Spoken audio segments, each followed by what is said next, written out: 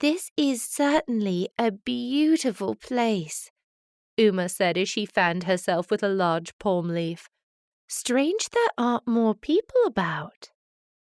Jack sipped the iced tea Samira had delivered to the group earlier before her arrival. Well, visiting the Quatalar Desert in the middle of summer isn't exactly a top priority for most people. The villa sees most of its tourism during the winter months. Uma shook her head. No, I meant more staff. Besides Samira and her parents, I haven't seen anyone. It strikes me as odd. You'd think this place would be crawling with servants.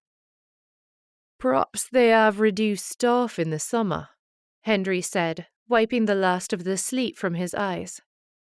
Jax agreed with the straw-haired valet.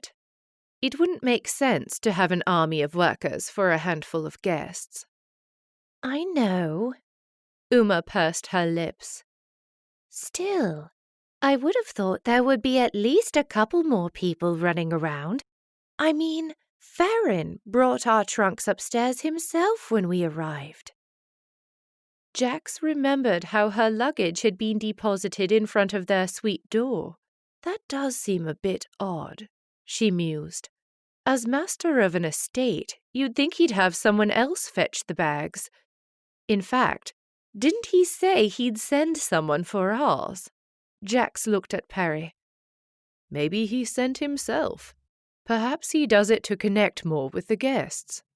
Harry sank into the cushions beside her, stroking her hand with his fingers. Jax rolled her eyes. He hardly gave us the time of day when we arrived, and I haven't seen him since. His wife seems to be everywhere, though. Vita's eyes narrowed. She's quite horrible toward her daughter. I overheard her chastising Samira for how she folded the blankets while I was upstairs in the guest chambers. I can't imagine speaking to your own blood like that. Jax was just about to recount for the group the conversation she'd overheard between mother and daughter when George appeared, carrying a platter of dried fruits. Samira said these would pair well with the tea she served, he said, placing the golden tray on a table.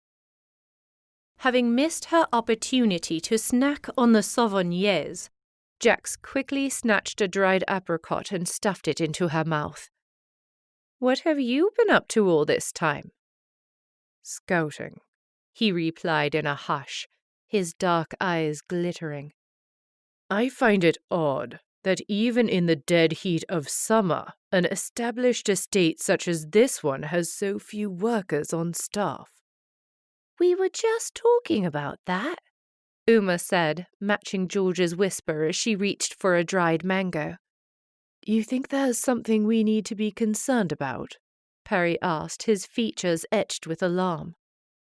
I just want to be on alert. George settled into an empty seat. Between the Tandurians, the Zeltorians, a Savantian merchant, and a Botrodian hunter, we're not exactly among friends. The shadow in George's eyes sent a chill through Jax, despite the heat.